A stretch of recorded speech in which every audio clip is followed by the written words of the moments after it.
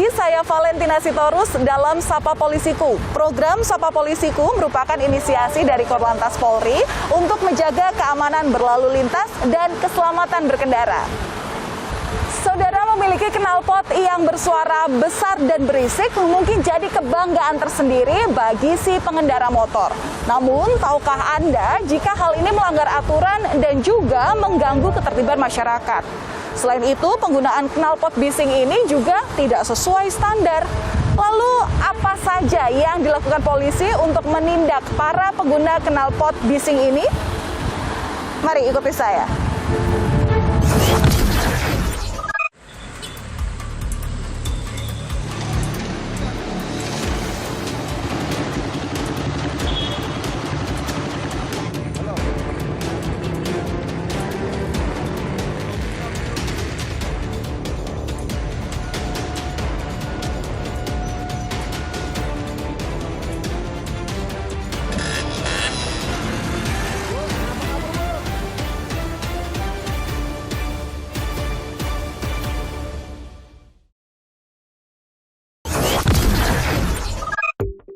Dan saudara, saat ini saya sudah bersama dengan Kasubdit Dikmas Ditkamsel Korlantas Polri, Kombes Pol Arman Ahdiat, untuk menanyakan sebenarnya seperti apa standar dalam penggunaan knalpot di kendaraan bermotor dan juga penindakan yang sudah dilakukan oleh pihak kepolisian kepada para pelanggar.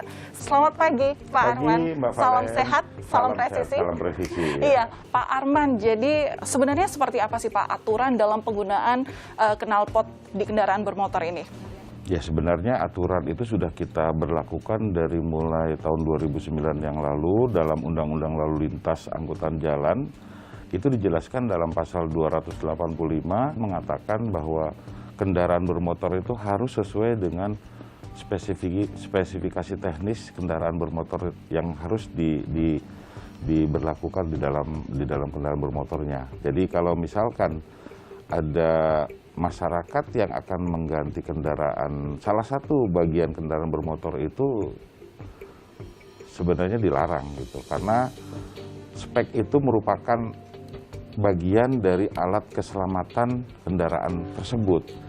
Kadang-kadang kan orang dengan keinginannya untuk melakukan tren kendaraan, memodifikasi kendaraan biar agak sedikit gaya, tapi selalu mengesampingkan keselamatan dirinya sendiri.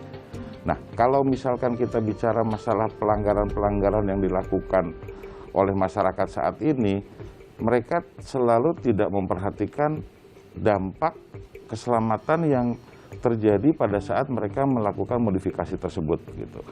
Kalau kita bicara masalah knalpot racing itu sebenarnya di luar daripada Undang-Undang Lalu Lintas juga memang sudah ada aturan-aturan lain yang memang sudah ada ukurannya dari ambang kebisingan tersebut. Gitu. Adakah standarisasi untuk penggunaan knalpot di kendaraan bermotor itu, Pak? Kalau memang standarnya memang dari pabrikan sudah seperti itu, jadi tidak boleh diganti ataupun dirubah. Nah, kalau misalkan ada bengkel-bengkel itu sebenarnya bukan bengkel pemasangan mereka pasang itu di sana, tapi bengkel kendaraan bermotor apabila ada kerusakan. Nah, kalau misalkan ada yang bengkel yang suka merubah knalpot, kemudian menjadikan suaranya lebih keras lagi, itu sebenarnya tidak benar, tidak boleh. Gitu. Aturannya sudah ada. Gitu. Sebenarnya ada aturankah Pak untuk tingkat kebisingan pemasangan knalpot di setiap kendaraan bermotor? Ya, kalau misalkan di dalam Undang-Undang Lalu Lintas itu menyangkut masalah pelanggaran yang dilakukan oleh orang yang mengganti knalpot. Sebenarnya ada peraturan Menteri Lingkungan Hidup nomor 7 tahun 2009, kalau nggak salah itu, ada ambang batas kebisingan.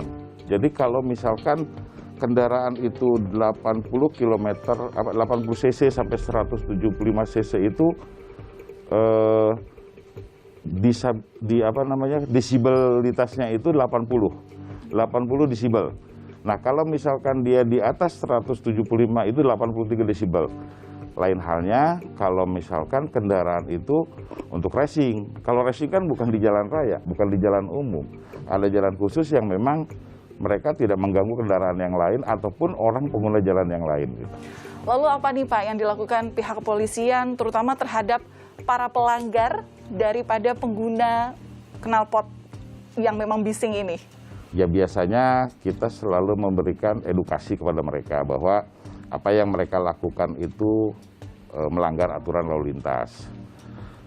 Tapi kita juga tidak langsung melakukan tindakan di tempat. Jadi misalkan kita berikan kesempatan kepada para pelanggar untuk mengganti knalpotnya ke knalpot yang standar. Kalau misalkan dia tidak bisa mengganti, kita akan berikan pilihan. Kita tilang dengan denda 250.000 atau kurungan 1 bulan. Nah, tinggal milih saja gitu kan. Itu kadang-kadang kita lakukan di lapangan seperti itu. Penggunaan knalpot ini sebenarnya ada standarnya di setiap kendaraan bermotor. Tapi kalau bicara mengenai dampak, sebenarnya apakah ada dampak lainnya Pak yang bisa dirasakan yang tentu merugikan bagi para pengguna knalpot ini? Ya, kalau kita melihat dampak, ada 3 yang dapat menimbulkan kerugian buat kita semua. Yang pertama, dampak buat pengguna jalan yang lain.